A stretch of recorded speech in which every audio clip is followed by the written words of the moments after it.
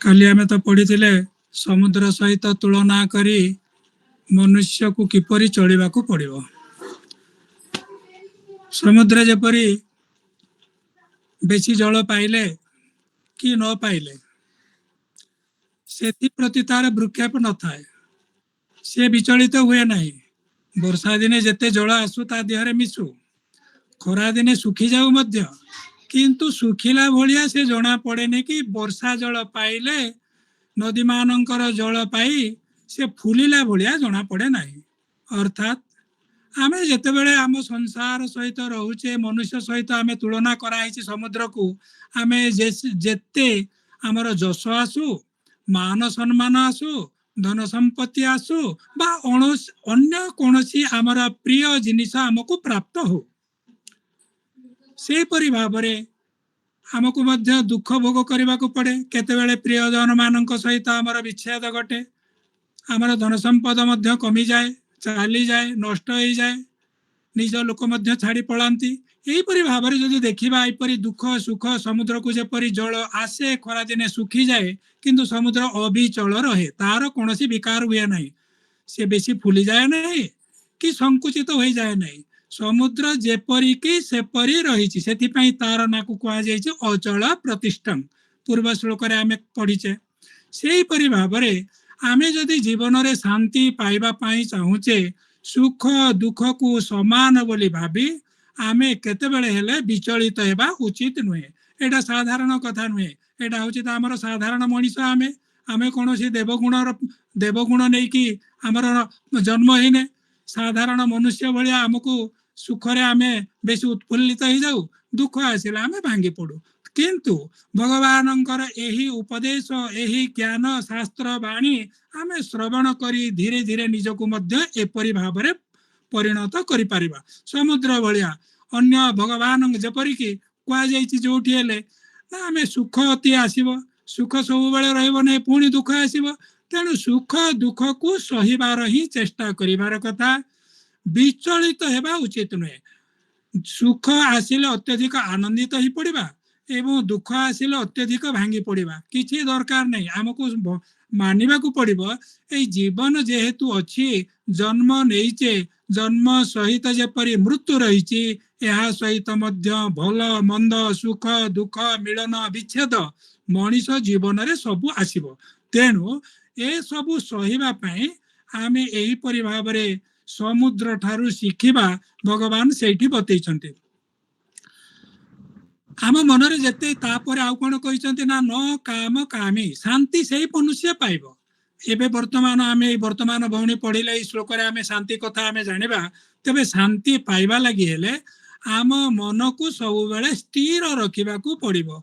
जेते मन विक्षिप्त रहिबो, एणे तेणे दौड़िबो, मन अशांत हेबो, अशांत मन सुखर प्रतीक नुहे।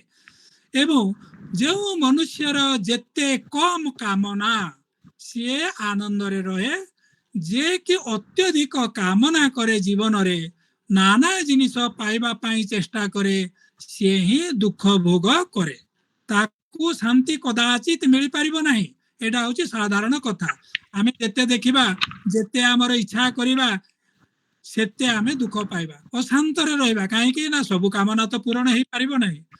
तेणु द्वितीय परवर्ती श्लोक अर्थात 72 श्लोक आज जोटा पाठ कले भौणी एबे ना विहाय कामान ज सर्वान पुमांश्च रति निस्पृह निर्मम निरहंकारः स शांतिम अधिगच्छति, स शांतिम अधिगच्छति, शांतिम जोग अधिगच्छति, शांति से प्राप्त होई थांती। तेबे ई जगह रे आमे आज पाठ करिबा जानिबा तेबे प्रकृत शांति कोन एवं यही शांति अधिगच्छति, केउ मनुष्य को शांति प्राप्त हुए, भगवान से कथा अर्जुन को कहिसंती। ए श्लोक रे प्रथम आमे ए श्लोकर अर्थ गुड़िक जानिबा ना विहाय कामान, विहाय विहाय माने त्याग करी, कामान काम गुड़िकु, जह जो मनुष्य, सर्वान सकल समस्त समस्त कामना गुड़िकु जो मनुष्य त्याग करी, पुमान पुमान माने पुरुष बा मनुष्य, चरती निस्पृह स्पृहाहीन हो जाए, आउ कौन हुए ना निर्मम निरहंकार, निर्मम हुए निरहंकार हुए से मनुष्य शांति प्राप्त हुए। ए शब्द गुड़िकर अर्थ आमे बुझिबा। प्रथमे तार अर्थ है कौन ना जो मनुष्य सकल कामना त्याग करी निस्पृह होई निर्मम और निरहंकार भाव जीवन यापन करे से ही प्रकृत शांति प्राप्त होता है। भगवान ये 72 नंबर श्लोक अर्जुन माध्यम आमको से शांति मार्गर उपायटा आमको बुझे देइछंती। तेबे शांति कौन आमे जानिबा किपरि भावरे आमको शांति मिलिबो ना भगवान एठी चारिटा कथा कहिसंती। गोटिए कामना कथा कहिसंती, गोटिए निष्पृह हेबा पई कहिसंती, निर्मम कथा कहिसंती, निरहंकार कथा कहिसंती। तेबे कामना विषय तो आमे भल भाव जानिचे तथापि आउ थरे कामना स्पृहा निर्मम निरहंकार এই শব্দ গুড়িকার অর্থ ভাল ভাবে ব্যাখ্যা করে বুঝি তারপরে কিপরি শান্তি আমকু মিলে আমি জানিবা। তেবে প্রথমে শান্তি কোন আমি খুঁজিবা। আমি বলুছে যে শান্তি এপরি গোটিয়ে জিনিস এটাকে আমি দেখেই পারিবা নাই। এটা গোটিয়ে জিনিস দ্রব্য নুহে যে আমি ঘরু আনিকি দেখেই দেবা কি মন ভিতরু বাহার করিকি দেখেই দেবা এটা শান্তি বলি। শান্তি এপরি গোটিয়ে জিনিস এটা হচ্ছে অমূর্ত পদার্থ, তার কৌশি আকার প্রকার নাই, সেটা হচ্ছে অনুভবর হি বিষয়। যেতেবেলে আমকু শান্তি লাগে আমি জানিথিবা মুখ মন্ডଳରେ ଆମର ଯଦି ପ୍ରସନ୍ନତା ଆସିଲା ଆମକୁ ସୁଖରେ ଅଛେ କି ଦୁଃଖରେ ଅଛେ ଆମ ମୁହଁ ହିଁ ତାହା ବ୍ୟକ୍ତ କରିଥାଏ। ମୁଖ ହଉଛି ଆମ ଅନ୍ତଃକରଣର ଆମର ମନର ଅବସ୍ଥାର ଦର୍ପଣ। ଆମ ମନରେ କଣ କଣ ଚାଲିଛି ମୁହଁରୁ ହିଁ ତାର सूचना मिली थाए। जड़े जदि दुखरे अच्छी मुह देखिले आमे कहीदबा, जड़े सुखरे अच्छी तार मुहर भी सूचना मिली जीवो। सेही परि भाबरे शांति जड़े पाइछि कि नाही तार मुखमंडलर प्रसन्नतार ही जना पड़ी थाए। यही शांति प्रकृत रे होछि अंतःकरणर शांति। आमे जेतेबेले भितरे आमर अंतरात्मा रे हृदय रे आमे जेतेबेले पूरा संतोष लाभ करिबा ताकू कहिबा शांति।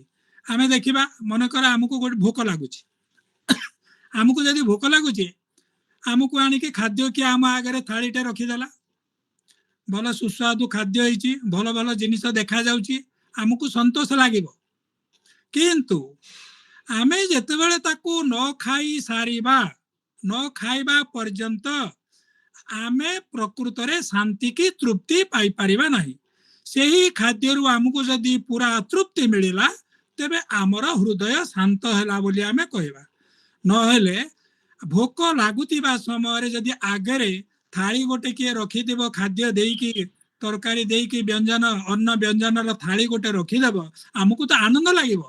किंतु शांति बा संतोष केतेबेले लागिबो ताकू खाई सारिबा परे जदि देखिबा खाइबाटा बहुत रुचिकर होइची, सुस्वाद होइची एवं आमर उपयोगी होइची, जेउटा आमे चाहुतिले सेइटा मिलिला तेबे आमको शांति मिलिबो। जदि प्रकृत रे निजर मन लाखी बा रुचिकर से भोजन न होइतिबो तेबे आमर सिना पेट पुरी जिवो, उदरर ज्वाला कमी जिवो, किंतु हृदयर जो शांति बा संतोष मिलिबार कथा ताहा मिली पारिबो नाही। तेणु शांति होची एपरी गोटे जिनिस माने सर्वत भावरे संतोष, केवल संतोष नहीं सकल प्रकार जोटा कि संतोष मिलिला ताकू आमे शांति बोली कहबा। प्रकृत रे आमे जो ई संसार भीतर रही के विभिन्न जिनिस भोग करूछे, आमे कहूचे मो घरे एतिकी टंकार टीवी अछि, एतिकी टंकार फ्रिज अछि, धन संपत्ति अच्छी, एते अलंकार अच्छी इत्यादि इत्यादि आमे जते पार्थिव विषय को लेकिन जिनिस को लेकिन आमे गर्व करूचे एवं से आमको तृप्ति मिलूची संतोष मिलूची बोली आमे भावुचे। प्रकृत रे सेटा होची अनित्य विषय, असत विषय, सेटा होची शांति नुहे, सेटा होची क्षणस्थायी। असत पदार्थ रु जदि प्रकृत शांति कदापि हेले मिली पारे नहीं। प्रकृत शांति जोटा कि चिरंतन बा शाश्वत सबुदिन तुम्हें भोग करि पारिबो तम मन भीतर रहिबो साहा होची भगवानंक ठारू बा भगवानंकर चिंतन मनन करी आमे हृदय रे तांको जदि आत्म साक्षात्कार करि पारिले निज हृदय कमल रे से भगवानंको जदि आमे अनुभव करि पारिबा जे कि आत्मा रूप रे अछंती ସେଇଟାରୁ ଯେଉଁ ଆମକୁ ଦେହରେ ଯେଉଁ ଆସିବ ଗୋଟିଏ ସ୍ଫूर्ति, ଯେଉଁ ଗୋଟିଏ ଝଟକା ଆସିବ, ଯେପରିକି ବିଜୁଳି ଚମକିଲେ ଆକାଶରେ ଥରେ ଆସିଯାଏ, ସେହିପରି ଆମ ଭିତରେ ଯେତେବେଳେ ଶିହରଣ ଆସିବ, ସେଇ କଥା ଚିନ୍ତା କରି ଅନୁଭବ କରି ଆମେ ଜାଣିବା ଯେ ପ୍ରକୃତରେ ମୁଁ ଶାନ୍ତି ପ୍ରାପ୍ତ ହେଲି। ସେଇ ଶାନ୍ତିଟା ହେଉଛି ପ୍ରକୃତରେ ପରମାତ୍ମିକ ଶାନ୍ତି। ଏହି ଶ୍ଲୋକରେ ଭଗବାନ ଏଇ ପାର୍ଥିବ ଶାନ୍ତି ବା ସୁଖ କଥା କହିନାହାନ୍ତି। ଯେଉଁ ଶାନ୍ତି ମନୁଷ୍ୟକୁ ଚିରକାଳ ପାଇଁ ଆନନ୍ଦ ଦେଇଥିବ ଏବଂ ଭଗବାନଙ୍କ ସହିତ ସାକ୍ଷାତକାର କରେଇଦେବ, ଭଗବାନଙ୍କ ସହିତ ଯୋଡ଼ିଦେବ, ସେହି ଶାନ୍ତି କଥା କୁହାଯାଇଛି। ତେଣୁ ଏହି ଶାନ୍ତି କିପରି ମିଳିବ ନା, ପ୍ରଥମତଃ ହେଲା ସର୍ବାନ କାମାନ ବିହାୟ, ସମସ୍ତ କାମନା ତ୍ୟାଗ କରିବାକୁ ପଡ଼ିବ। ଏ କଥା ଆମେ ବାରମ୍ବାର ପଢି ଆସିଲେଣି। ଯିଏକି ସ୍ଥିତପ୍ରଜ୍ଞ ପୁରୁଷ, ସିଏ ତାଙ୍କ ବିଷୟରେ କୁହାଯାଇଛି ଏଇ କାମନା ତ୍ୟାଗ ନ କଲା ପର୍ଯ୍ୟନ୍ତ କଦାପି ହେଲେ ଶାନ୍ତି ପାଇପାରିବେ ନାହିଁ। କାହିଁକି? এইটা হচ্ছে ଶାନ୍ତି ଲାଭ କରିବାର ହଉଛି ପ୍ରଥମ ସୋପାନ, ପ୍ରଥମ ଚରଣ। ଆମେ ଯେପରି ଉପର ମହଲାକୁ ଯିବା ବୋଲେ କିଛିଟା ସିଢି ଦେଇକି ଯିବାକୁ ପଡିବ, ସେହିପରି ଭାବରେ ଏଇ ଶାନ୍ତି ପ୍ରାପ୍ତିର ପ୍ରଥମ ପାହାଚ, ସିଢିର ପ୍ରଥମ ପାହାଚ ହେଲା କାମନା ତ୍ୟାଗ। ସକଳ ପ୍ରକାର କାମନା ଆମେ ତ୍ୟାଗ କରିବା।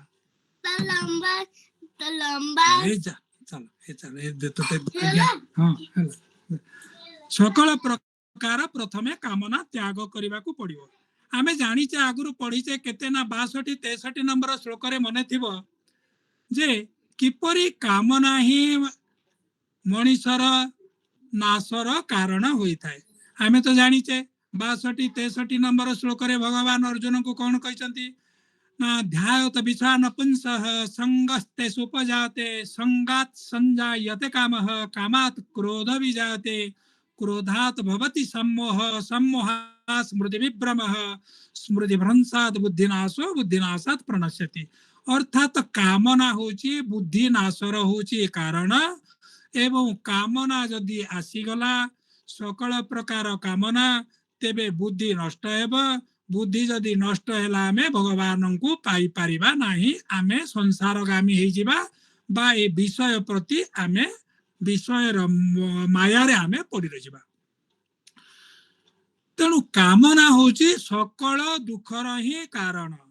बुद्धि भ्रंश करिबार होची कामना ही मुख्य।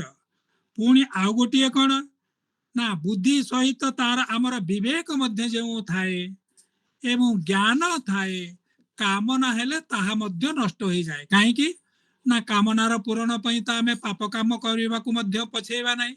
सेही समय आमर विवेक बुद्धि ज्ञान किछि आउ काम करि पारिबो नाही। काहेकि सेही वस्तु पाइबा पई आम मनरे एतिकी लालसा आसीबो जे पाप काम मध्य आमे करि पकेइबा। तेणु कामना उदय हेले एई मनिषर बुद्धि विवेक ज्ञान सबू नष्ट हो जाए एवं मनिष पाप कर्म रे मध्य निजको लिप्त करि दिए। कामना जदि पूरण न हैला, अनल परी मन को ये दैव निया भलिया ये मंथन करिवो, घांटी चकटिवो, मन अस्थिर हेबो। मन स्थिर हेबो नै, मनरे शांत भाव आसीबो नाही। तेणु अशांत, तेणु शांति मिलिबा परिवर्ते एई कामना ही मनीष को अशांति ही देई थाए।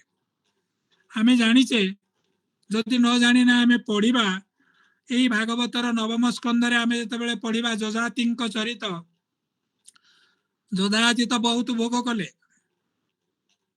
निजर पुओ ठारू मध्य यौवन ग्रहण करी काम भोग कले एवं शेषरे एते से विरक्त हेले। कौन कहले ना, न जातु काम कामानाम उपभोगेन साम्यति हविषा कृष्ण वर्तेव भूय एवाभि वर्धते।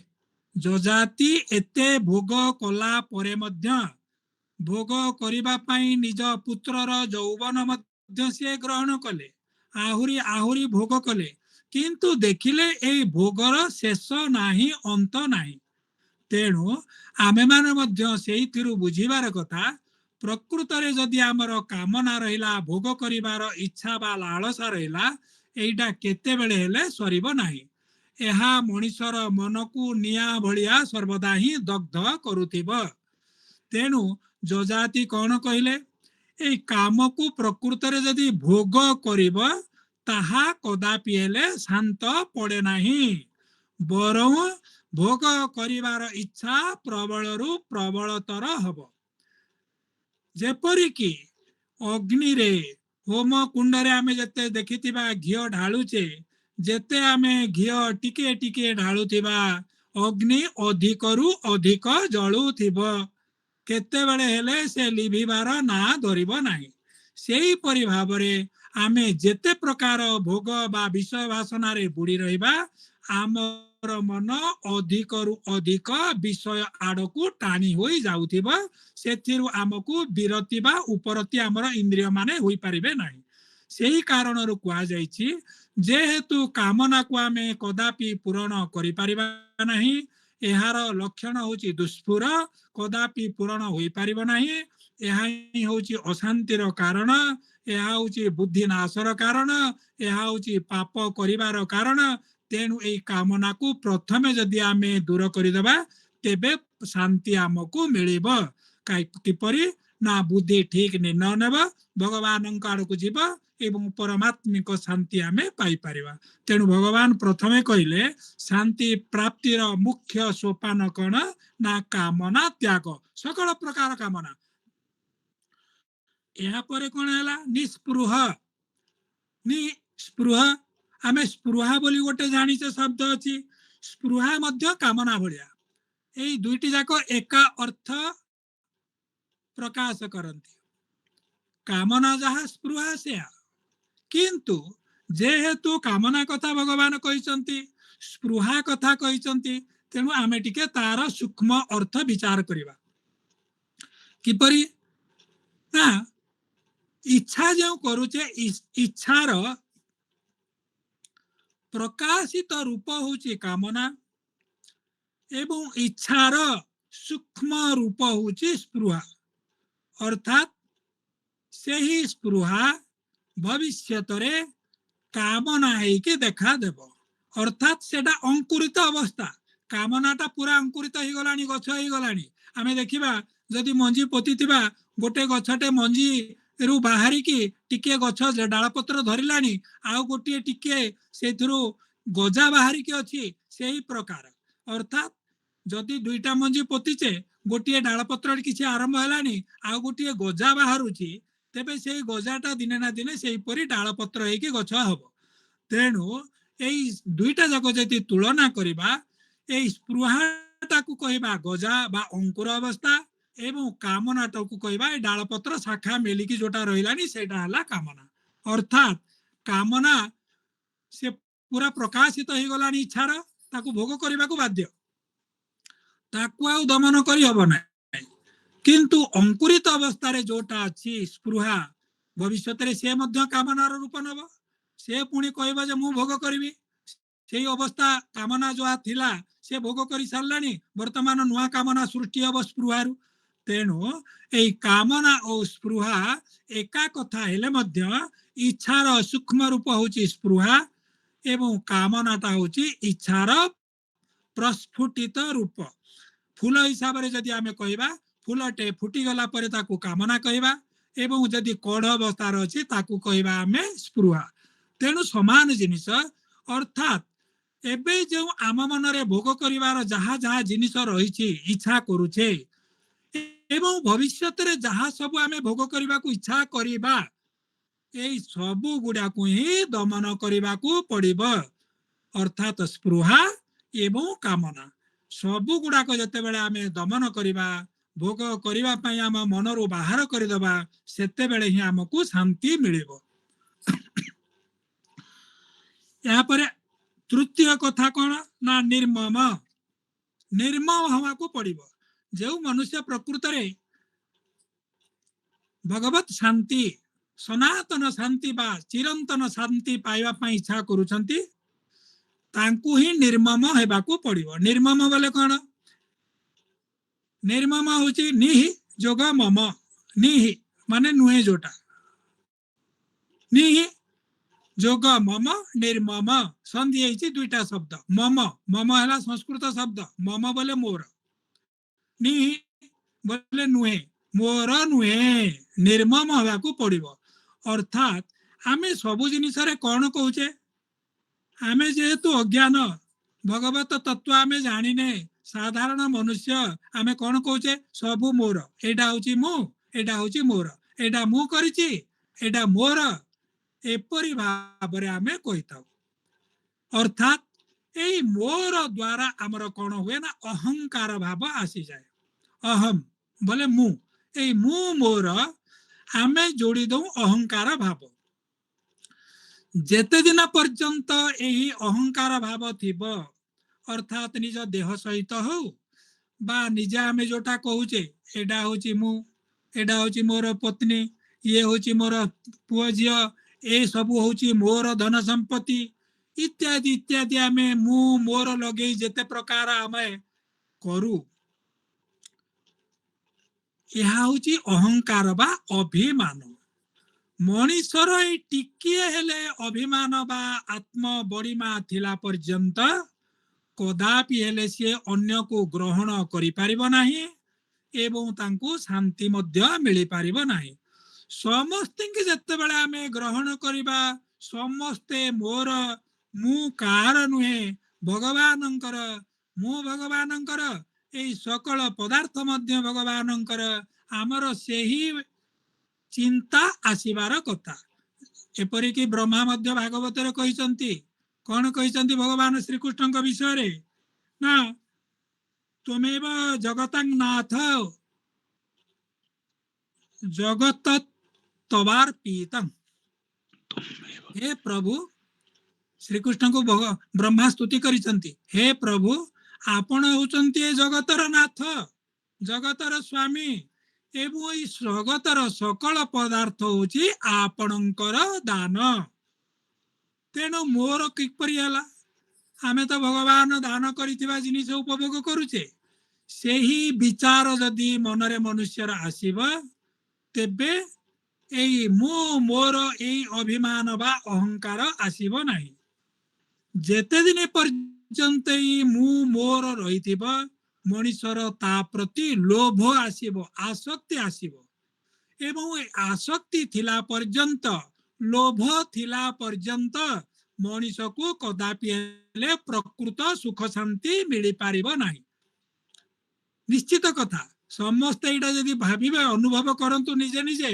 देखिबे जे प्रकृत रे शांति किपरि मिली पारिबो नाही बोली मु मोर जदि हेई गला बोले ता प्रति हमर आसक्ति आसी गला लोभ आसी गला अर्थात जो जिनिस प्रति हमर लोभ हैला सेही जिनिस को छाड़िबा पाई विच्छेद हेबा पाई सेही जिनिस ठारू आमे कदापि चाहिबा नाही किंतु न चाहिले कौन हबो काल तो सेही जिनिस को तुमठू अलगा करि देबो बोले सेते बेले तुम मन रे कौन आसीबो जे निश्चित भाव रे आम मन रे दुख आसीबो अरे जो जिनिसटा सहित मो आसक्त भाव रे जड़ित थिली मु लोभग्रस्त होइथिली मु ताठू अलगा हेबा लागि चाहू नथिली मु मोर बोली धरिकी रखिथिली समय आसिला काल मो ठारू अलगा करिदेला तेणु मते जो थिला बेलू को शांति बोली मते लागुथिला आनंद बा सुख बोली मु भाबुथिली प्रकृत रे ही सेटा तुमको दुख दब तेणु भगवान एई जगह रे कहउचंती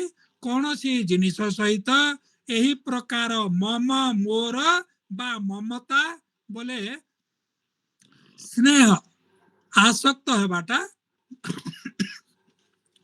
मनीष जोड़ी हेबा अनुचित ए पानी टिके दियो जोड़ी हेबा अनुचित जदि मनीष एही परि भाव रे ममता रखिला मु मोर भाव रखिला बा लोभ रखिला तेबे शांति कदाचित मिली पारिबो नाही आमे एटा जानि पारिले या परे शांति प्राप्ति रो आ गोटे उपाय कोन ना निरहंकार निहि जोग अहंकार निरहंकार अहंकार कथा तो आमे एबे कहिले अर्थात आमे प्रकृत रे भाबिबार कथा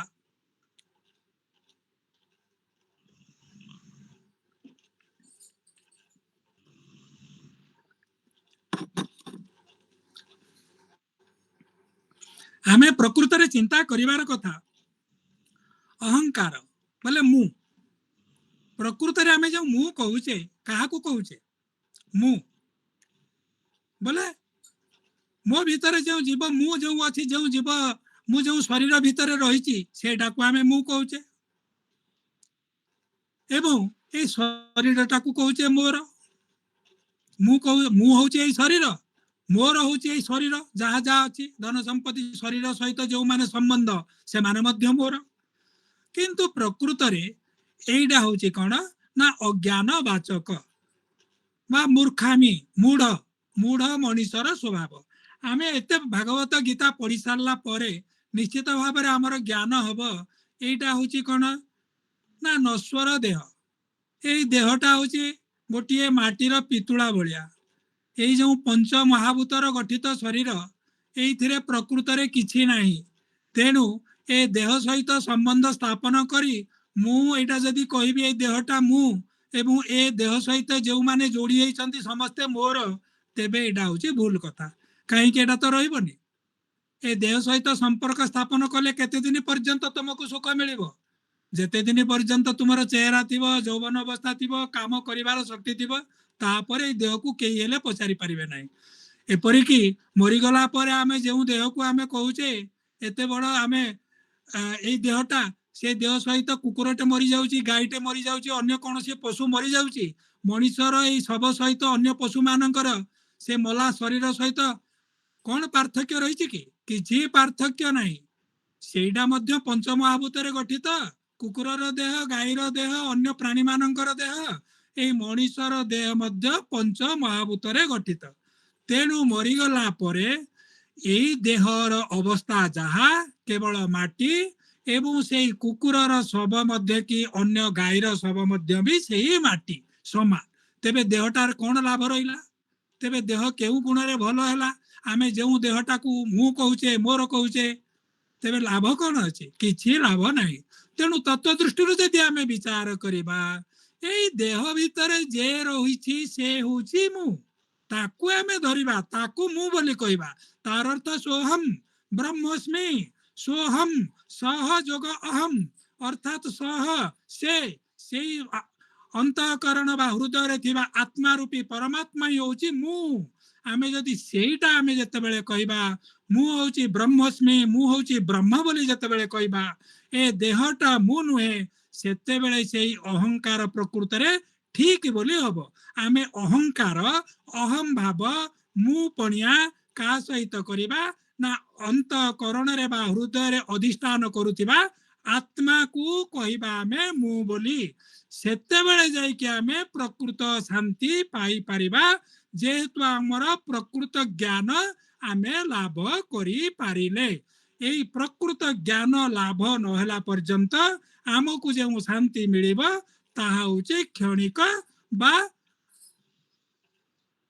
क्षणस्थायी शांति सेही शांति शाश्वत नुहे एहीपरि भाव रे एई 71 नंबर श्लोक जोटा कि आमे एबे पढ़िले जे शांति कौन यही शांति किपरि प्राप्त हेबा अर्जुन को जोटा बुझेले आमे ताकू जदि अनुसरण करिबा निश्चित भाव रे आमे परम आनंद बा परम शांति पाई पारिबा यहाँ पर यही शांतिटा कौन पुनर्बार भगवान अर्जुन को या विषय कौन कहउचंती आमे एपरि शांति तो पाइले तापरे कहउचंती ऐसा 72 नंबर श्लोक अर्थात अध्याय द्वितीय शेष अंतिम श्लोक द्वितीय अध्याय अंतिम श्लोक 72 नंबर श्लोक ऐसा ब्राह्मी स्थिति पार्थ नैनं प्राप्य विमुह्यति स्थित्वा सम अंतकालेपि ब्रह्म निर्वाण मुच्छति गोटे गोटे शब्दर अर्थ करिवा ऐसा ब्राह्मी स्थिति ऐसा माने यह ब्राह्मी स्थिति ब्रह्म रे अवस्थान करिवार होची स्थिति पार्थ अर्जुन नैनांग न जोग एनांग यहाँ को जो प्राप्त होईची पुरुष प्राप्य पाई विमुह्यति न विमुह्यति मोहित हुअन्ति नाही अर्थात ए प्रथम पादर अर्थ है कौन ऐसा ब्राह्मी स्थिति पार्थ नैनां प्राप्य विमुह्यति हे अर्जुन यह होची ब्रह्म को प्राप्त होइथिबा पुरुषंक स्थिति स्थित्वा श्याम स्थित्वा जोग अश्याम यही ब्राह्मी स्थिति रे थाई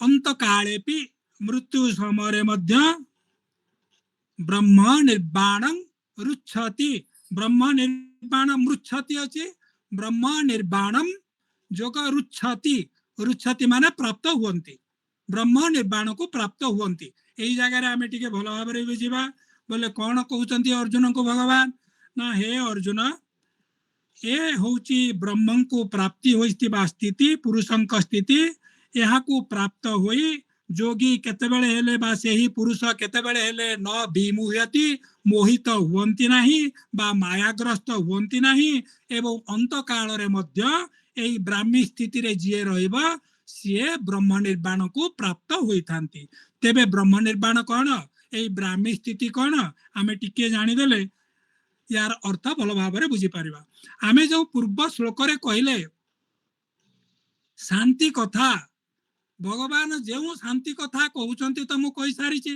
पार्थिव शांति नाही ए सांसारिक सुख शांति जो मिलुछि सेही कथा नाही भगवान को उपलब्धि करिवार अनुभव करिवार हृदय मध्य रे तांको देखि पारिवार साक्षात्कार करि पारिवार जो आनंद मिले सेटा होछि प्रकृतर शांति कथा कुआ जाइछि अर्थात भगवत शांति बा परमात्मिक शांति सेही शांतिटा कहउचंती एई श्लोक रे भगवान कोन ना ऐसा ब्राह्मी स्थिति ऐसा ब्राह्मी स्थिति ब्रह्म रही ब्राह्मी ब्राह्मी स्थिति ब्रह्म रे अवस्थान करुथिबा पुरुषंक एडा होची स्थिति अवस्थान जो पुरुष ब्रह्म रे अवस्थान करंती तांकु एही परी भगवत शांति बा परमात्मिक शांति मिली थाए अर्थात यहाँ क्यों पुरुषंक कथा ना स्थित प्रज्ञ पुरुषंक कथा जो विषय अर्जुन 54 श्लोक रे प्रश्न करिसंती सेही पुरुष ही एही परी ब्राह्मी स्थिति रे रहंती एवं एही परी भगवत शांति जोटा कि सनातन बा चिरस्थायी शांति तांकु मिली थाए तेणु ब्रह्म रे अवस्थान कले ब्रह्म होचंती परमात्मा सेही परमात्मांक ठारे जिए कि मन हृदय एवं बुद्धि को लगेई दब सेठु आउ अलगा बा विचलित करिब नाही ताकू कहबा में ब्राह्मी रे अवस्थान करुथिबा पुरुष सेही परी ब्रह्म रे अवस्थान करुथिबा पुरुषंकु ही प्रकृत शांति मिली थाए जहा कि आमर आलोचनार विषय जो साधक बा जोगी बा स्थित प्रज्ञ पुरुषंकु एपरी शांति मिले एही ब्रह्म स्थिति रे अवस्थान करी से ब्रह्म निर्वाण को प्राप्त हुवंती अंत काल रे हेले मध्य तेबे अंत काल रे कथा काहे कि कहले भगवान आगरु काहे कि होबो नै आगरु जदी पारुचन त भलो कथा जेउ मानकर अज्ञान अछि मूढ़ अछि आगरु करि पारि नांती शेष रे आसिला तांकर ज्ञान उदय हैला शेष समय रे मरण काल रे जदि सेही साधकंकु मनुष्यंकु एपरी भाव रे तांकर ज्ञान उदय हैला कोनोसी कारण रो बा भगवानंकर कृपा आसिला तांको उपरे तेबे शेष समय मध्य जदे जणी सेही ब्रह्मंकरे प्रतिष्ठित हेई पारिबो एही परी कामना त्याग करी निस्पृह होई निर्मम होई निरहंकार होई ए सबु गुड़ा को जदि आचरण करी आगरु न करि पारला जीवन काल मध्य रे एवं शेष समय जदि मध्य करि पारुची तो थापि मध्य भल कथा कोनोसी असुविधा नाही से मध्य सेही प्रकार ब्राह्मी स्थिति बा ब्रह्म शांति प्राप्ति हेई पारिबो एवं शेष रे मध्य ब्रह्म निर्वाण को प्राप्ति हेबो ए ब्रह्म निर्वाण कोन ना निर्वाण होची मुक्ति अर्थात मुक्ति कोन मुक्ति तो विभिन्न प्रकार अछि आमे पुनी भागवत रे पढिबा एही जगह ब्रह्म को मुक्ति ब्रह्म निर्वाण अर्थात सीधा सड़क ब्रह्म को प्राप्ति हबा एही संसार चक्र रे आउ न पड़िबा आमे मोक्ष बा मुक्ति विभिन्न प्रकार अच्छी आमे जदि मोक्ष पाउचे अर्थात आमे मनीष जीवन अच्छे आमे भल काम करिचे आमे टिके स्वर्ग को पळै जिबा स्वर्ग रे देवता है जन्म हेबा अर्थात सेटा गोटे प्रकार मध्य अर्थात ये मर्त्यरु आमे मुक्ति पाई गले मनीष जीवन रु हमको मुक्ति मिली गला किंतु जन्म हेले यही परि भाबरे मुक्तिर अवस्था यही जगह भगवान कौन कहिছে ना ब्रह्म निर्वाण माने ब्रह्म रे मुक्ति ब्रह्म निर्वाण अर्थात ब्रह्म को प्राप्ति हब परमात्मा को प्राप्ति हब अर्थात जेउ मनुष्य यही सकल प्रकार कामना स्पृहा त्याग करी एवं निर्मम होई आसक्त रहित होई मोह मोहर भावरु अतीत होई अहंकार देह सहित न रखी निजकु ब्रह्म बोली कही एवं आत्मा रे यही ब्रह्म सहित जोड़ी होई भगवान सहित मिसी जाए सिया तांकु ही सही प्रकार ब्रह्म निर्वाण बा परम मुक्ति मिली थाए भगवानंकर परम पद तांकु प्राप्त हुए आगरू न करी पारिले मध्य जो मानकर ज्ञान उदय होची से माने एबेठु मध्य एइथिरे लागि पड़िबार कथा भगवानंक ठारे मन प्राण बुद्धि हृदय को निवेश करी मनरु सकल कामना त्याग करी भगवत मुखी होई जिबार कथा तेबे जाइकी आमे परम शांति लाभ करिबा एवं एई परम शांति प्राप्त होई आमे जेते बेले से ब्रह्म रे निश्चल भाव रे अचल भाव रे रही जिबा सेते बेले हमकु भगवानंकर कृपारु ब्रह्म निर्वाण मिलिबा अर्थात परम पद बा भगवानंक सहित परमात्मा सहित युक्त हेबार कृपा प्राप्त हेबा अर्थात यही संसार रु चिरदिन पाई मुक्ति मिलिबो एई पृथ्वी रे बा मर्त्य मंडल रे आमर आउ जन्म मृत्यु चक्र हेबो नाही आमर आत्मा जते बेले परमात्मा सहित एकाकार होई जिवो आमे जेउठु आसीछे सेइठिरे जदि मिसी जिबा तेबे सेइठु आउ फेरिबार आउ कोनोसी प्रकार हेले संभावना नाही भगवान कृपा करी आमको ही तांको पाखकु नै गले एटा होची एई द्वितीय अध्यायर शेष श्लोकर व्याख्या बा अर्थ वर्तमान यही दुईटा श्लोक भितर जदि किछि पचारिबार अछि पचारंतु नहले मु अधिका कथा किछि कहबी एई भितरे आम काली कहितिली आ कोन कोन आमे जानिबार अछि जे श्लोक गुडी को आमे पढिचे आमे ताकू टिके मने पके देबा किपरि हमर जीवन रे उपयोग रे आमे उपयोगी करि परिबा से कथा कहबी एबे वर्तमान 71 एवं 72 एई दुईटा श्लोक आमे बुझिले जदि किछि असुविधा अछि बोले पचारि पारंती जय जगन्नाथ जय श्री कृष्ण नहले मु आगु को बढ़िबी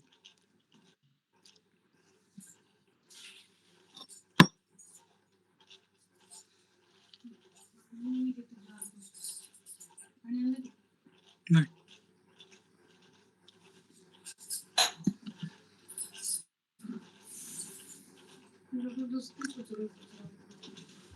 नहीं पचा लेकिन भावरे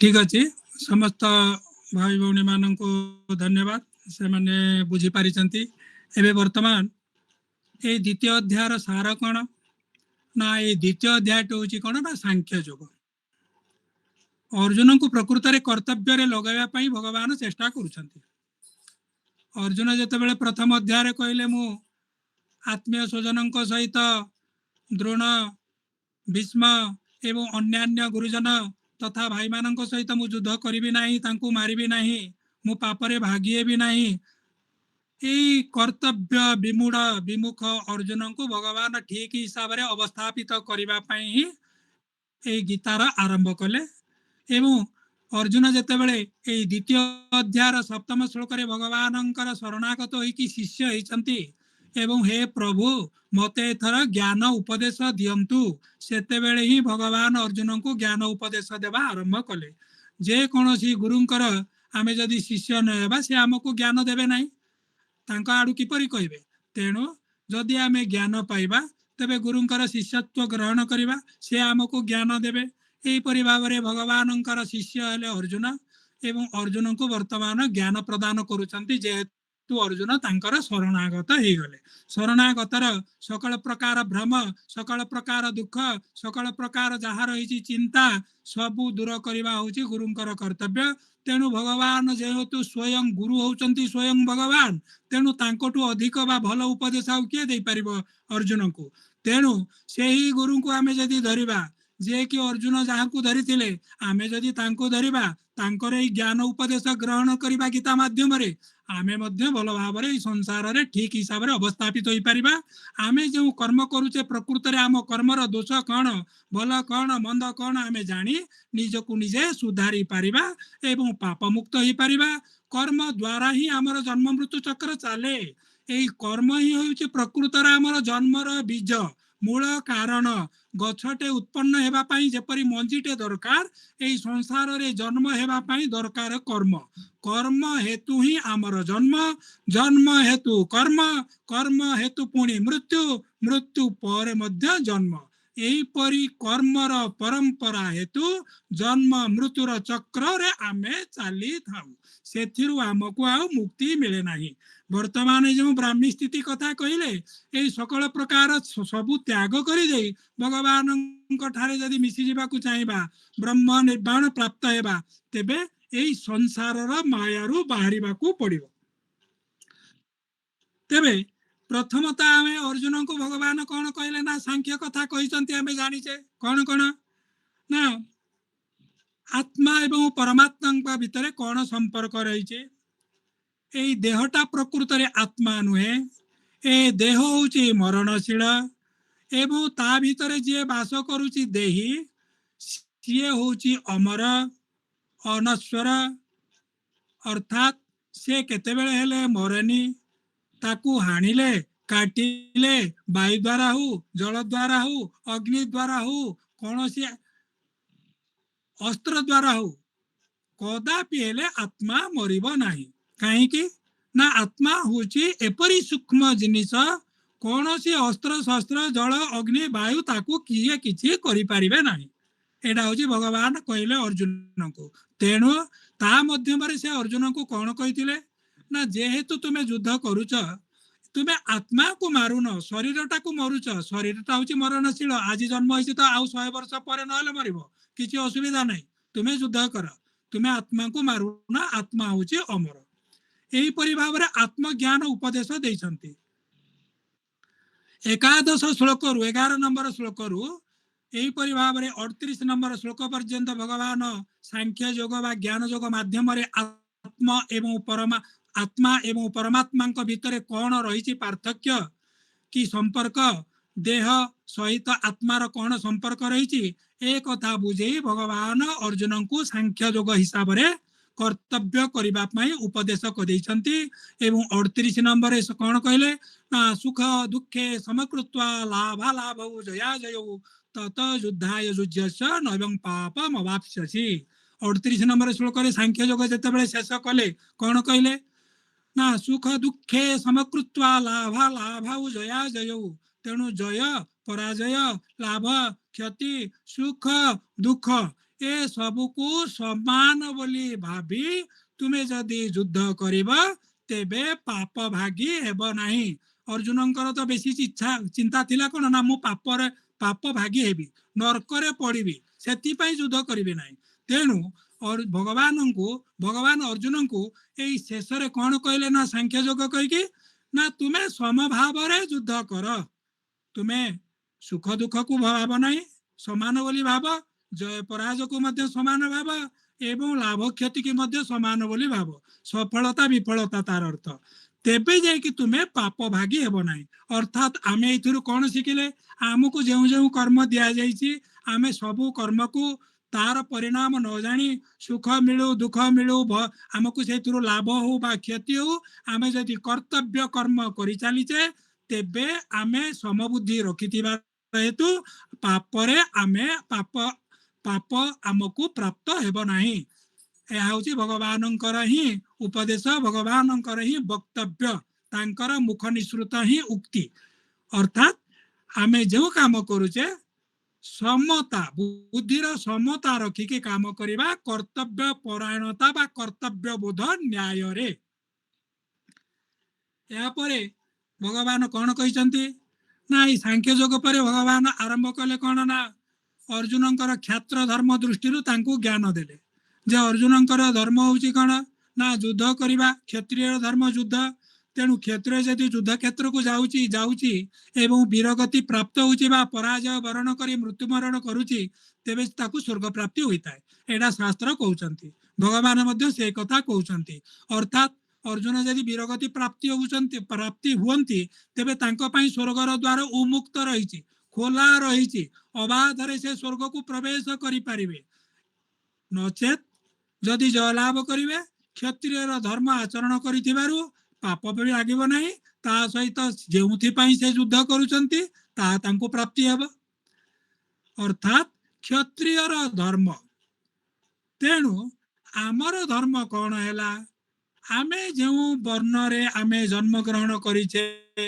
आमे जो परिस्थिति बा अवस्था रे अच्छे प्रत्येकंकर जहाँ जहाँ कर्तव्य रही ताहा जदि ठीक भाव में आमे पालन करिबा आमे गृहिणी हो एबे तो केवल क्षत्रिय ब्राह्मण वैश्य शूद्र हिसाब रे नहीं एबे आमे किए कहूचे शिक्षक किए कहूचे डाक्तर किए इंजीनियर किए गृहिणी किए गृहस्थ के एपरी भाव में सब रही जाइए तेणु ठीक अच्छे जी जो काम रही से ही काम को जदि ठीक हिसाब रे करिवे अर्थात अर्जुन को जपरी भगवान कहले बुद्धि को समभाव रे परिचालना करी समत्व भाव रखी पक्षपात न करी जदि कर्म मध्य करंती उचित कर्म करिथिबारु पाप भागी हेबे नाही एटा हमको शिक्षा मिलिला भगवान माध्यम यहाँ पर भगवान आउ कर्म कथा कौन कहले ना 47 48 49 50 ये अध्याय कर्म संबंधी होची विशेष विशेष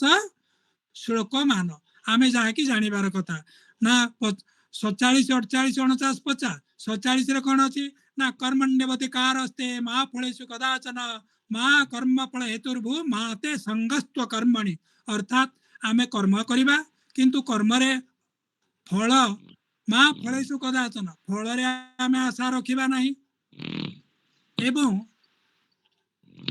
अकर्म बा निकमा कर्म प्रति मध्य विमुख हेबा नहीं कर्म प्रति आमे आसक्त हेबा नहीं अनासक्त भाव रे कर्म करिबा कर्म फल रे आमे आशा रखिबा नहीं एवं आमे कौन करिबा ना निकमा एपरी जदि करबाकू हेबे मोर कर्म करिबार कोन दरकार अछि बोली सीमित भाबी कि वितृष्टा है कि नाही मु काम करिबिनी मते तो फल मिलिबो नाही मु काई काम करिबी या भाबीबा मध्य भूल तेणु भगवान अर्जुन को कौन कहले अकर्मा बा निकर्म अकर्म रे तुमर आसक्ति न रहू अर्थात तुम्हें काम न करिबा पई प्रवृत्ति तुमर न रहू एपरी जदि होबो बोले तुमको देखि कि अन्य माने कहबारे से एते बड़ लोकटे से तो काम करूनी मु कहीं काम करी एपरी मध्य जेहेतु सान माने बड़ मान को उदाहरण भाव में नियंती तेणु जदि जे आदर्श रूप में रही सी जदि सेपरी करेंगे अन्य माने मध्य तांकोटु ग्रहण करेंगे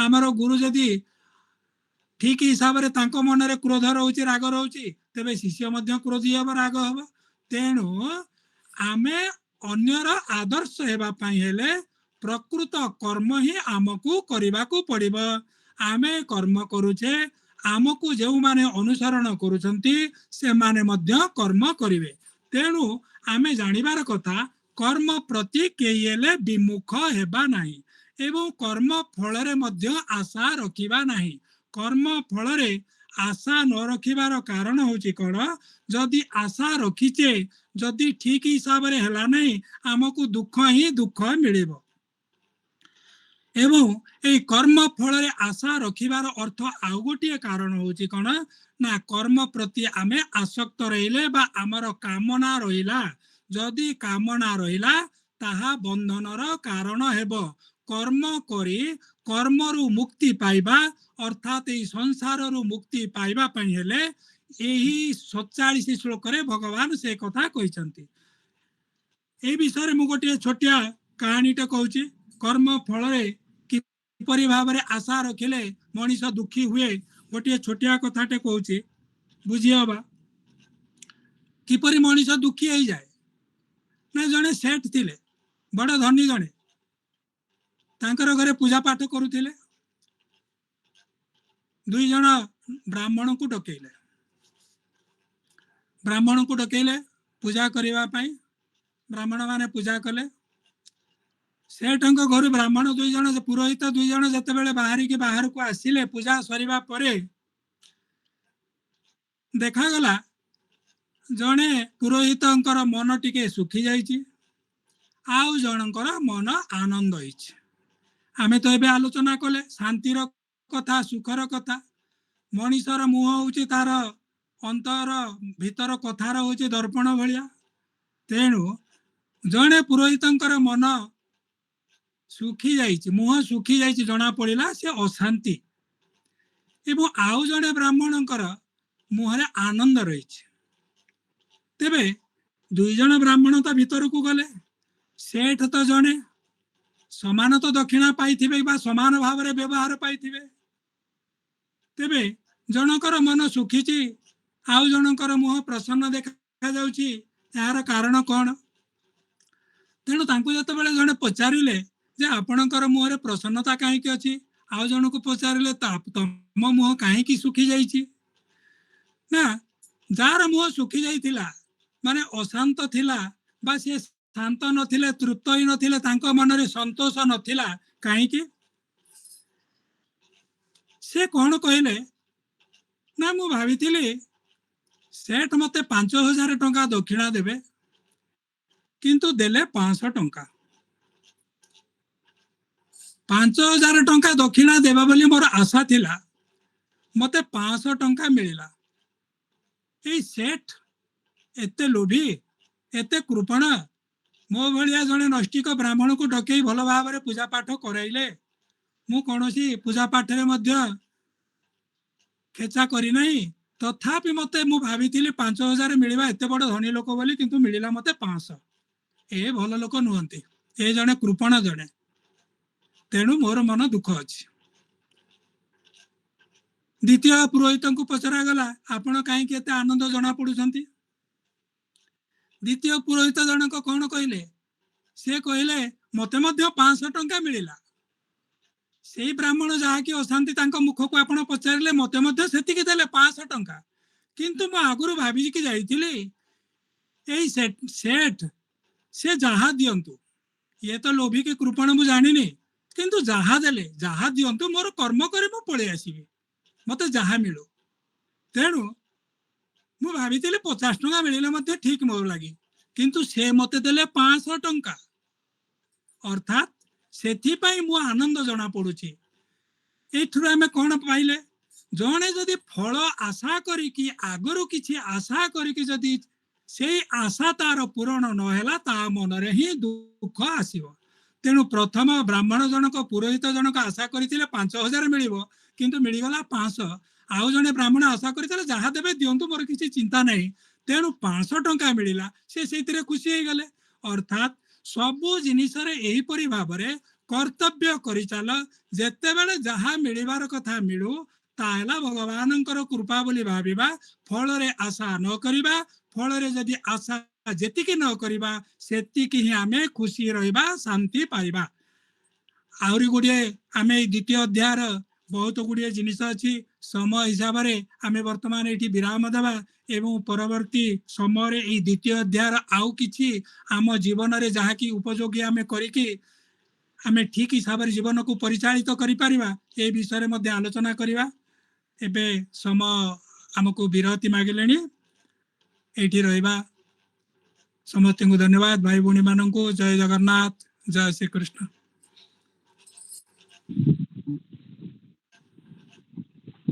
जय जगन्नाथ गुरुजी जय जगन्नाथ गुरुजी राधे राधे जय श्री जगन्नाथ जय श्री जगन्नाथ समस्त दिव्यात्मा गीता माता को भक्ति करुथिबा गीता चिंतन रे गीता मन रे गीतांकर मनन रे समय व्यय करुथिबा मातृमंडली भ्रातृवृंद समस्त हृदय ପ୍ରଣାମ ନିବେଦନ କରୁଛି। କ୍ଷମା କରିବେ। ସର୍ବପ୍ରଥମେ ଗୁରୁଜୀଙ୍କୁ ବାର ବାର ପ୍ରଣାମ କରୁଛି। ପ୍ରଥମ ପ୍ରଣାମ ଗୁରୁଜୀଙ୍କୁ, ଆପଣମାନଙ୍କୁ ସମସ୍ତଙ୍କୁ ପ୍ରଣାମ ଜଣାଉଛି। ଏ ଚାକର ଆମେମାନେ ନିଶ୍ଚିନ୍ତ ଭାବରେ ମହାପ୍ରଭୁଙ୍କର କୃପା ପ୍ରାପ୍ତ ହୋଇଛନ୍ତି। ଏଭଳି ସଂଯୋଗ, ଏଭଳି ସାଧୁ ବା ଆମର ଗୁରୁଜୀଙ୍କ ଠାରୁ ଆମେ ଯେଉଁ ଗୀତା ଭାଗବତଙ୍କୁ ଉପଲବ୍ଧି କରିବା ପାଇଁ, ବୁଝିବା ପାଇଁ ଯେଉଁ ଅବକାଶ ପାଉଛନ୍ତି, ସେଟା ଆମ ପାଇଁ, ଜଗତଚାକର ସଂଘ ପାଇଁ, ଜଗତଚାକର ସଂଘର ପ୍ରତ୍ୟେକ ଭାଇ ଭଉଣୀଙ୍କ ପାଇଁ ନିଶ୍ଚିନ୍ତ ଭାବରେ ଏକ ବିରଳ ସୁଯୋଗ, ଦୁର୍ଲଭ ସୁଯୋଗ। ତ ଯାହା ହେଉ, ଗୁରୁଜୀ ଏଇଭଳି ଜଗତଚାକର ସଂଘ ପ୍ରତି ସଦୟ ରହନ୍ତୁ। ଜଗତଚାକର ସଂଘର ପ୍ରତ୍ୟେକ ଭାଇ ଭଉଣୀ ପ୍ରତି ତାଙ୍କର ଯେଉଁ ଅସୀମ ପ୍ରେମ, ତାଙ୍କର ଏ ଯେଉଁ ନିରବିଚ୍ଛିନ୍ନ ଭାବରେ ନିରନ୍ତର ଏ ଯେଉଁ ପ୍ରବଚନ, ଏ ହରିକଥା, ଜ୍ଞାନ କଥା, ପରମାତ୍ମାଙ୍କର ତତ୍ଵ ରହସ୍ୟ, ସେସବୁ ଆମକୁ ବାଣ୍ଟୁଛନ୍ତି, ଆମକୁ ଜନ୍ମ ଜନ୍ମାନ୍ତର ପାଇଁ ଋଣୀ କରି ରଖୁଛନ୍ତି। ପ୍ରଭୁଙ୍କ ପାଖରେ ପ୍ରାର୍ଥନା, ପୂଜ୍ୟ ଗୁରୁଜୀଙ୍କର ଏଇଭଳି ଆଶୀର୍ବାଦ ଆମ ପାଇଁ ସଦାସର୍ବଦା ରହିଥାଉ। ଆଜି ଗୀତାମାତାଙ୍କର ଚିନ୍ତନ ସମ୍ପାନରେ ବା ସତ୍ରରେ ଏ ପାମର ଏ ଅଧମ ଆପଣମାନଙ୍କୁ କହି ରଖିବାକୁ ଚାହୁଁଛି। ଓಂ ଶ୍ରୀ ପରମାତ୍ମନେ ନମଃ। କେବଳ ଶ୍ରୀ ପରମାତ୍ମାଙ୍କୁ ଆମେ ନମସ୍କାର କରିଦେଲେ ହେବ ନାହିଁ। ଶ୍ରୀ ପରମାତ୍ମାଙ୍କର ଅଭୟ ଚରଣରେ ସର୍ବଦା ନିତ୍ୟ ନିରନ୍ତର ଆମ୍ଭଙ୍କୁ ବାସ କରିବାକୁ ପଡ଼ିବ। ଏହା ହିଁ ଆମ୍ଭଙ୍କୁ ଗୀତାମାତା ଜ୍ଞାନ ଦିଅନ୍ତି। ଗୀତାମାତାଙ୍କର ପ୍ରତିଟି ଶବ୍ଦ ସଦୁପଦେଶ ଯୁକ୍ତ, କାରଣ ଗୀତାମାତା ସ୍ୱୟଂ ଭଗବାନ ଶ୍ରୀକୃଷ୍ଣଙ୍କର ମୁଖାରବିନ୍ଦରୁ ନିଃସୃତ,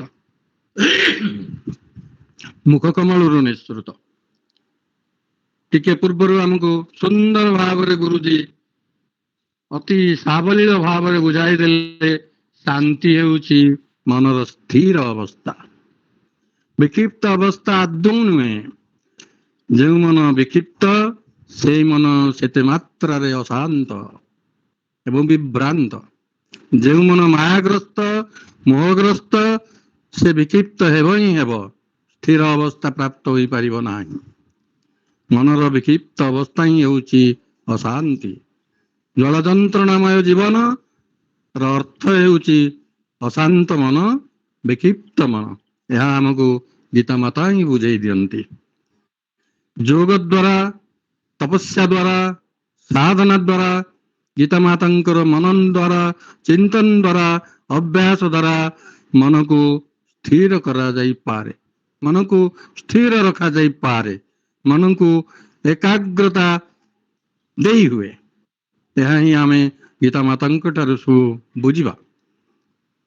ଅର୍ଥ ଓ ଭାବ ଠିକ ରୂପେ ବୁଝିପାରି ଆମେ ଯଦି ଗୀତାମାତାଙ୍କୁ ମନନ କରିବା, ତେବେ ନିଶ୍ଚିନ୍ତ ଭାବରେ ଆମର ଜୀବନରେ ମୋକ୍ଷ ବା ସଦ୍ଗତି ମିଳିବ। ଏହା ଗୀତାରେ ସ୍ୱୟଂ ଭଗବାନ ହିଁ କହିଛନ୍ତି। ଶ୍ରୀମଦ୍ ଭଗବତ ଗୀତା ସଂସାରର କଲ୍ୟାଣକାରୀ ସର୍ବୋତ୍କୃଷ୍ଟ ଗ୍ରନ୍ଥ। ଆସନ୍ତୁ ଗୀତାମାତାଙ୍କର ଆଧାରରେ ନିଜ ନିଜର ଜୀବନକୁ ଗଢ଼ିବାର ଆମେ ଦୁର୍ବାର ଶପଥ ନେବା। ଜ୍ଞାନ ଯୋଗ ହେଉ, ଧ୍ୟାନ ଯୋଗ ହେଉ, କର୍ମ ଯୋଗ ହେଉ, ଭକ୍ତି ଯୋଗ ହେଉ, ଯେକୌଣସି ଯୋଗ ଦ୍ୱାରା, ଯେକୌଣସି ଗୋଟିକ ଯୋଗକୁ ଆମେ ଚୟନ କରି ଆମେ ଯଦି ଜଣେ ସାଧକର ଜୀବନଚର୍ଯ୍ୟାକୁ ଆମେ ଅନୁଶୀଳନ କରିବା, ଅବଲମ୍ବନ କରିବା, ତେବେ ଅଚିରେ କଲ୍ୟାଣ ପ୍ରାପ୍ତ ହେବା। ଏହା ନିଃସନ୍ଦେହରେ କୁହାଯାଇପାରେ। ଗୀତାମାତା ହେଉଛନ୍ତି ପରମାତ୍ମା ତତ୍ଵର ରହସ୍ୟ।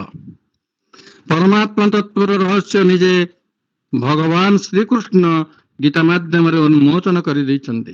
ଆମେମାନେ ପ୍ରତ୍ୟେକ ଅର୍ଜୁନ, ଆମେମାନେ ପ୍ରତ୍ୟେକ ପ୍ରତିକ୍ଷଣରେ ଆମେ ଧର୍ମ କ୍ଷେତ୍ରରେ କୁରୁକ୍ଷେତ୍ରରେ ଯୁଦ୍ଧରତ। ଏ ସଂସାର ହେଉଛି ଗୋଟିଏ କୁରୁକ୍ଷେତ୍ର। କୁରୁକ୍ଷେତ୍ର ଭିନ୍ନ ଅନ୍ୟ କିଛି ନୁହେଁ। ଆସନ୍ତୁ ଶ୍ରଦ୍ଧା, ଭକ୍ତି, ବିଶ୍ୱାସ ଏସବୁକୁ ପୁଞ୍ଜି କରି ଆମେ ଗୀତା ମାତାଙ୍କୁ ଆରାଧନା କରିବା। ଗୀତା ମାତା ଏଭଳି ଗୋଟିଏ ଶାସ୍ତ୍ର, ପରମ ଶାସ୍ତ୍ର, ଶାସ୍ତ୍ର ଶିରୋମଣି। ସେ ଆମକୁ ବୁଝାଇ ଦିଅନ୍ତି ପ୍ରଭୁଙ୍କର ସ୍ୱରୂପ କିପରି, ପ୍ରଭୁଙ୍କର ସ୍ୱଭାବ କିପରି, ପ୍ରଭୁଙ୍କର ରହସ୍ୟ କଣ, ତତ୍ଵ କଣ, ପ୍ରଭୁଙ୍କୁ କିଭଳି ଉପାସନା କରାଯାଏ, ଆରାଧନା କରାଯାଏ। ପ୍ରଭୁଙ୍କର ଜ୍ଞାନ, କର୍ମ ସବିଶେଷର ବିସ୍ତୃତ ବିବରଣୀ ଗୀତାରେ ହିଁ ଆମେ ପାଇଥାନ୍ତି। ତେଣୁ ସେଥିପାଇଁ କୁହାଯାଏ ଗୀତା ଶାସ୍ତ୍ରଙ୍କୁ ଅଧ୍ୟୟନ କଲେ ଅନ୍ୟ ଶାସ୍ତ୍ର ଅଧ୍ୟୟନ ନ କଲେ ଚଳିବ। ଏ କଥାକୁ ଆମେମାନେ ବୁଝିବା ଦରକାର। ଗୀତା ହେଉଛନ୍ତି ସ୍ୱୟଂ ଭଗବାନଙ୍କର ମୁଖ ନିଃସୃତ ବାଣୀ, ଦିବ୍ୟ ବାଣୀ। ତେଣୁ ଏହାଙ୍କୁ କେବେ ଯଦି ଆମେ ଚାଟୁ କଥା ବା ମିଥ୍ୟା ବୋଲି ମନରେ ଚିନ୍ତା ବି କରୁଥାନ୍ତି, ତେବେ ଆମର ଅପରାଧ ହିଁ ହେବ। ମନୁଷ୍ୟ ଯଦି ଚିନ୍ତା କରେ ଗୀତାଙ୍କର ବାଣୀ ଅମୂଳକ ବା ଭିତ୍ତିହୀନ, ତେବେ ମଣିଷର ଅପରାଧ ହେବ। ସାଧାରଣ ମଣିଷ କଥା କଣ କହିବା? ସ୍ୱୟଂ ଗୀତା ଶାସ୍ତ୍ରରେ ନିଜେ ଭଗବାନ ହିଁ କହିଛନ୍ତି, ମହେଶ, ଦେବଦେବ, ମହାଦେବ, ମହେଶ୍ୱର ଏବଂ ଗଣନାଥ ମଧ୍ୟ ଗୀତାଙ୍କୁ ପୂର୍ଣ୍ଣ ରୂପେ ବର୍ଣ୍ଣନା କରିବାକୁ ସମର୍ଥ ନୁହନ୍ତି। ଗୀତା ସ୍ୱୟଂ ପରମ ରହସ୍ୟମୟ। ଏହାକୁ ଆମେ ଯେତେ ଅଭ୍ୟାସ କରିବା ସେ ଆମକୁ ସେତେ ନବୀନ ଲାଗିବେ। ତେଣୁ ପ୍ରତ୍ୟହ ନିରନ୍ତର ଗୀତାଙ୍କୁ ସାଧନା କଲେ ଆମେ ହୁଏତ ଗୀତାଙ୍କୁ କିଛି ବୁଝିପାରିବା, ଅଭ୍ୟାସ ଦ୍ୱାରା କିଛି ବୁଝିବା, ନହେଲେ ଏହାଙ୍କର ଅନ୍ତ ପାଇବା ଆଦୌ ସମ୍ଭବ ନୁହେଁ। ଗୁରୁଜୀ ସୁନ୍ଦର ଭାବରେ ଟିକେ ପୂର୍ବରୁ ବ୍ରାହ୍ମୀ ସ୍ଥିତିର କଥା ଅତି ବୈଜ୍ଞାନିକ ପ୍ରଣାଳୀରେ ଉପସ୍ଥାପନ କଲେ। ଆମେ ତାକୁ ବୁଝିବା ଅବଶ୍ୟ କଷ୍ଟକର। ଗୀତା ହେଉଛନ୍ତି, ମନେ ରଖନ୍ତୁ, ମୋର ମା ମାନେ, ମୋର ବାପା ମାନେ, ଏ ଚାକର ଭାଇ ମାନେ, ଭଉଣୀ ମାନେ, ଗୀତା ହେଉଛନ୍ତି ଚାରି ବେଦର ସମାହାର, ଚାରି ବେଦର ସାର।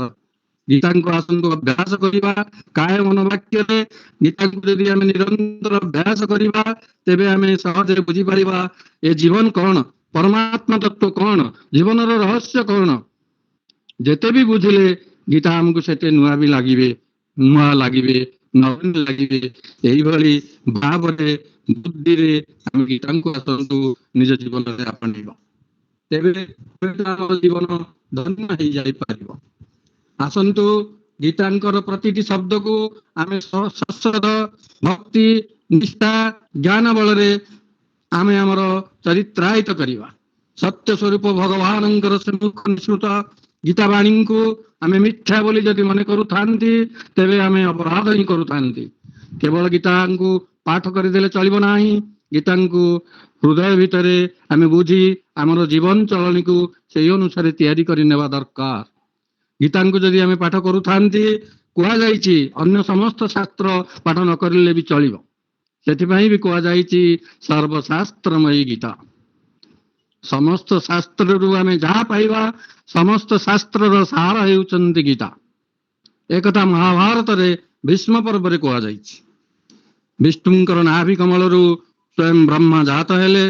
ବ୍ରହ୍ମାଙ୍କ ଠାରୁ ବେଦ ସୃଷ୍ଟି ହେଲା, ବେଦରୁ ସମସ୍ତ ଶାସ୍ତ୍ର ସୃଷ୍ଟି ହେଲା ଏବଂ ସମସ୍ତ ଶାସ୍ତ୍ରର ସାର ହେଲେ ଆମର ଗୀତା ମାତା। ବରାହ ପୁରାଣରେ କୁହାଯାଇଛି, ଗୀତାଶ୍ରୟେ ଅହଂ ତିଷ୍ଠାମି, ଗୀତାମେ ଚ ଉତ୍ତମଂ ଗୃହଂ, ଗୀତା ଜ୍ଞାନଂ ଉପାଶ୍ରିତ୍ୟ ତ୍ରୈଲୋକ୍ୟାନ୍ ପାଳୟାମି ଅହଂ। ଅର୍ଥାତ୍ ସ୍ୱୟଂ ଭଗବାନ ଶ୍ରୀକୃଷ୍ଣ କହୁଛନ୍ତି, ମୁଁ ଗୀତାର ଆଶ୍ରୟରେ ଅଛି। ସ୍ୱୟଂ ଭଗବାନ ଯାହାଙ୍କର ମୁଖ କମଳରୁ ଗୀତା ସମଗ୍ର ଜଗତର କଲ୍ୟାଣ ପାଇଁ ପ୍ରଭୁଙ୍କର ଦାନ, ସ୍ୱୟଂ ଭଗବାନ ବି କହୁଛନ୍ତି ସେଇ ଗୀତାର ଆଶ୍ରୟରେ, ସେଇ ଗୀତାଙ୍କର ଆଶ୍ରୟରେ ମୁଁ ହିଁ ଅଛି ଏବଂ ଗୀତା ହିଁ ହେଉଛନ୍ତି ମୋର ଉତ୍ତମ ଗୃହ, ଅର୍ଥାତ୍ ଶ୍ରେଷ୍ଠ ଗୃହ। ଏବଂ ଗୀତା ଜ୍ଞାନକୁ ଆଶ୍ରୟ କରି ମୁଁ ଏଇ ତିନି ଲୋକକୁ ପାଳନ କରୁଅଛି। ଚମତ୍କାର କଥା, ଭଗବାନ ଶ୍ରୀକୃଷ୍ଣ ଗୀତାଙ୍କୁ କେତେ ଉଚ୍ଚ ଆସନ ଦେଇଛନ୍ତି, ଏଇଥିରୁ ଆସନ୍ତୁ ଆମେ ବୁଝିବା। ତେଣୁ ଗୀତା ମାତାଙ୍କୁ ଆସନ୍ତୁ ଆମେ ପ୍ରଣାମ କରିବା। ନିତ୍ୟ ନିରନ୍ତର ସ୍ନାନ ଶୌଚ ସାରି ଆମେ ଗୀତା ମାତାଙ୍କୁ ଯଥେଷ୍ଟ ଭକ୍ତିରେ, ଯଥେଷ୍ଟ ଶ୍ରଦ୍ଧାରେ, ଯଥେଷ୍ଟ ବିଶ୍ୱାସରେ ପ୍ରଣାମ କରି ତାଙ୍କୁ ମନନ କରିବା, ଚିନ୍ତନ କରିବା, ଅର୍ଥ ବୁଝିବା, ଭାବ ବୁଝିବା, ଜୀବନରେ ପ୍ରୟୋଗ କରିବା। ତେବେ ଆମେ ମୋକ୍ଷ ପଥର ଯାତ୍ରୀ ନିଶ୍ଚୟ ହେବା। ଆମେ ପ୍ରତ୍ୟେକ ଅର୍ଜୁନ ଧର୍ମଯୁଦ୍ଧ, ଧର୍ମକ୍ଷେତ୍ର, କୁରୁକ୍ଷେତ୍ରରେ, ସଂସାରରେ ତିଷ୍ଠି ରହିବା। ଆପଣମାନଙ୍କର ସମସ୍ତଙ୍କର ପ୍ରୀତି ଅର୍ଥରେ, ମଙ୍ଗଳ ଅର୍ଥରେ, ହିତ ଅର୍ଥରେ ମହାପ୍ରଭୁଙ୍କ ନିକଟରେ ମହାକାର୍ତ୍ତିକ ମାସରେ, ପୁଣ୍ୟ ମାସରେ ପ୍ରଣାମ ଜଣାଇ ରହୁଛି ଏ ଚାକର। ଗୁରୁଜୀଙ୍କୁ ପ୍ରଣାମ ଜଣାଇ ରହୁଛି ଏ ଚାକର ପ୍ରକାଶ। ଜୟ ଶ୍ରୀ ଜଗନ୍ନାଥ, ଜୟ ଶ୍ରୀ ଜଗନ୍ନାଥ, ଜୟ ଶ୍ରୀ ଜଗନ୍ନାଥ। ଜୟ ଶ୍ରୀ ଜଗନ୍ନାଥ, ଜୟ ଶ୍ରୀ ଜଗନ୍ନାଥ। ଗୁରୁଜୀ ଜୟ ଶ୍ରୀ ଜଗନ୍ନାଥ। जय श्री जगन्नाथ, जय श्री जगन्नाथ, जय श्री जगन्नाथ। गुरुजी प्रणाम। ओम जय भगवत गीते, जय जय भगवत गीते। हरि कमल बिहारिणी, हरि कमल बिहारिणी, सुंदर सुपुनीते। ओम जय भगवत गीते, ओम जय भगवत गीते।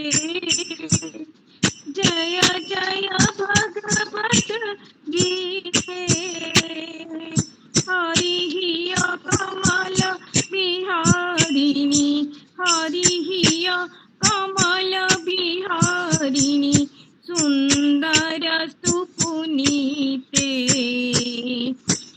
ओम जय भगवत गीते। कर्म सुमर्म प्रकाशिनी, काम शक्ति हरा,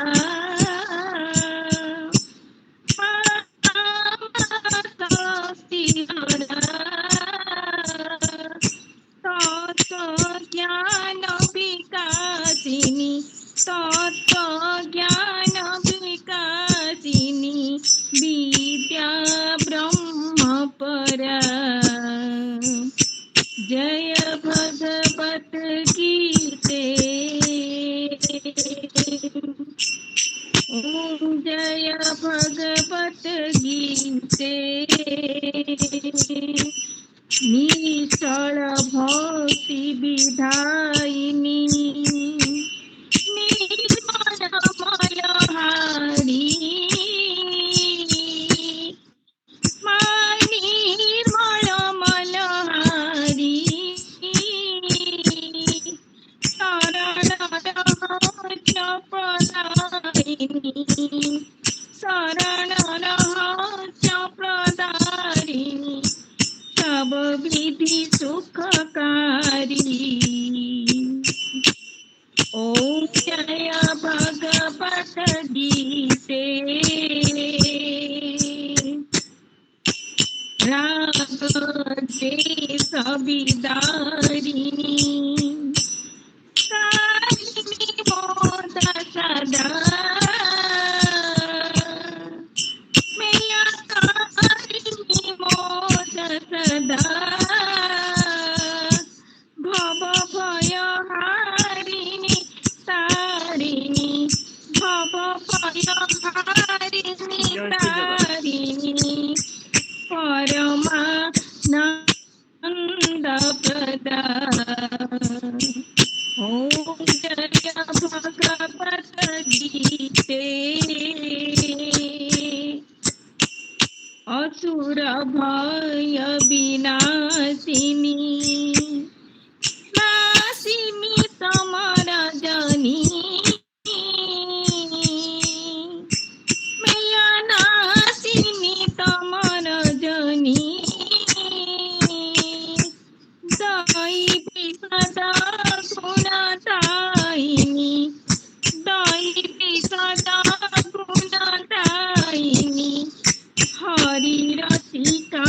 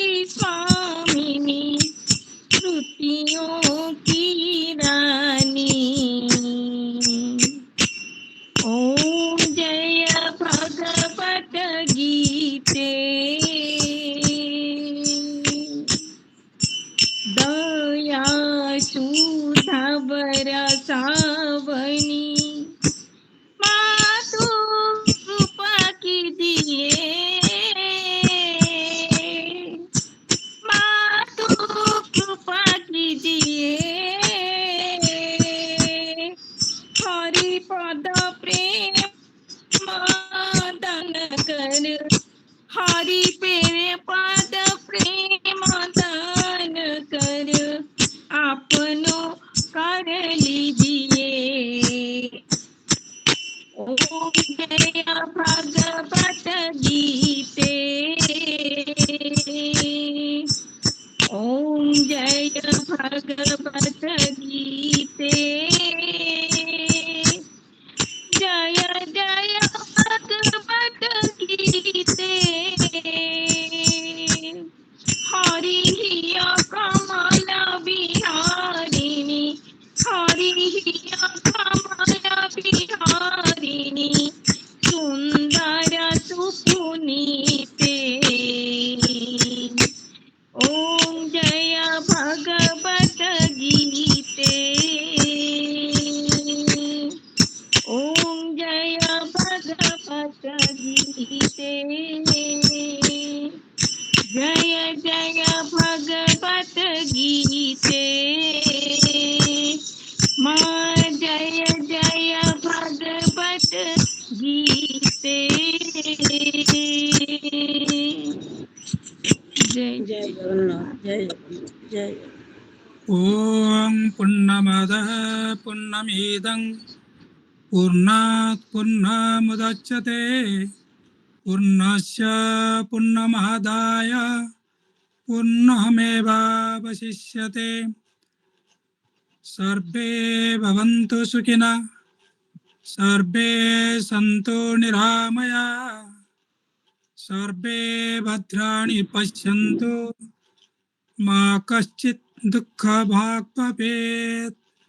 ओम शांति शांति शांति। समस्तंकर मंगल हो कल्याण हो। जय जगन्नाथ जय जगन्नाथ जय जय जय जगन्नाथ। गुरु